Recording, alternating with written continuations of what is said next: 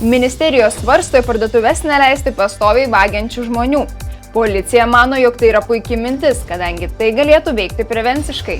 Draudimai parduotuvę nebeleisti žmogaus vogusio toje pačioje parduotuvėje kelis kartus galėtų skirti teismas. Policija jau turi praktiką, kaip daroma su chuliganais renginiuose. Kuomet yra paskiriama nuobauda, tai renginių organizatoriai gauna kartu su bylos duomenimis informaciją apie tą asmenį, atvaizdų, kurį gali naudoti tik tai tam tikslui. Neskelbimų lentoje iškart.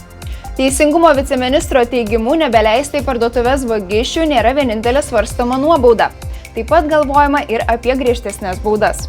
Žiūrima iš kaip praktikoje taikoma aukščiausio teismo nutartis dėl suminio skaičiavimo, kai kelios smulkios vagystės traktuojama kaip viena veika, ar ne, ir visos tos sumos dedamos pliusuojamos.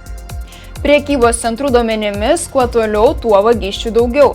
Negana to, pradėta vogti ir grupėmis.